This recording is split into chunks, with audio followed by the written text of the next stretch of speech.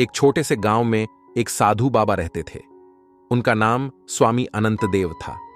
स्वामी जी गांव वालों के बीच बहुत प्रिय थे और उनका आदर सम्मान गांव में सभी लोगों द्वारा किया जाता था। उनकी विशेषता थी कि वे कभी भी किसी के साथ बुरे विचार नहीं करते थे और हमेशा सभी को प्रेम भरे हृदय से देखते थे।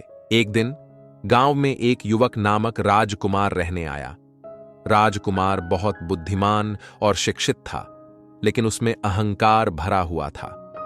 वह गांव वालों को नीचा देखता था और हमेशा अपनी श्रेष्ठता को बताता रहता था। स्वामी अनंतदेव ने देखा कि राजकुमार का यह अहंकार उसके लिए हानिकारक हो सकता है, इसलिए उन्होंने राजकुमार से मिलकर बातचीत करना शुरू किया।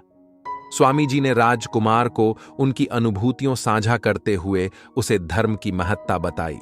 राजकुमार ने पहले तो इन बातों को नजरअंदाज किया, लेकिन धीरे धीरे उसका दिल बदलने लगा। स्वामी जी ने उसे योग और ध्यान की शिक्षा दी और उसका अहंकार भी कम हो गया। राजकुमार ने समझा कि जीवन में विशेषता नहीं, सहजता में ही खुशी होती है।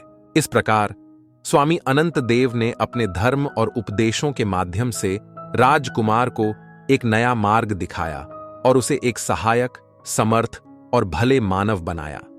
गांव वाले ने भी उसकी बदलती हुई आत्मा को देखकर उसे अपनाया और समर्थ बनाने में सहायक बना।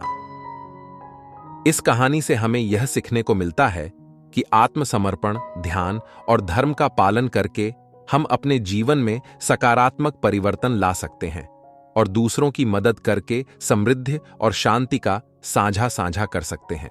यह कहानी हमें दिखाती है कि आत्मा की महत्ता और साधुता कैसे एक अहंकारी युवक को एक उदार और समर्थ मानव में बदल सकती है। ध्यान, योग और धर्म का पालन करके हम अपने अंतरंग में सुकून और समृद्धि पा सकते हैं, जो हमें दूसरों की मदद करने की दिशा में प्रेरित कर सकता है।